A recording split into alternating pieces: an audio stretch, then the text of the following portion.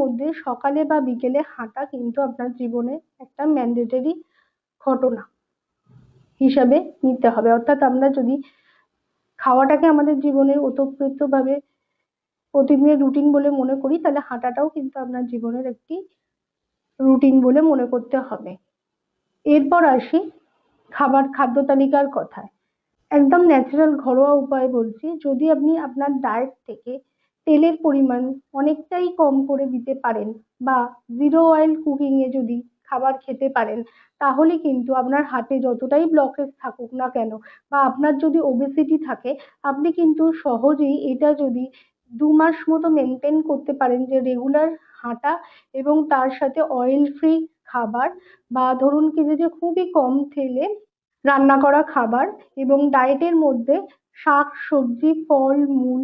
বাদাম নাটস এইগুলো বেশি পরিমাণে রাখবেন, এবং ফ্রাইড ফুড, বেশি অয়েলি ফুড, ফাস্ট ফুড, চিনি জাতীয় মানে সাদা যে কোনো খাবার অর্থাৎ চিনি ময়দা এইগুলো যদি খাবার থেকে বর্জন করে দিতে পারেন, তাহলে দেখবেন আপনি শুধুমাত্র ঘরের ডায়েট খেয়ে অর্থাৎ ঘরের খাবার খেয়ে ঘরের ডায়েট মেনটেন করে এবং শুধুমাত্র দিনে 30 মিনিট হেঁটে কিন্তু আপনি আপনার হার্টের ব্লকেজ কমিয়ে ফেলতে পারেন।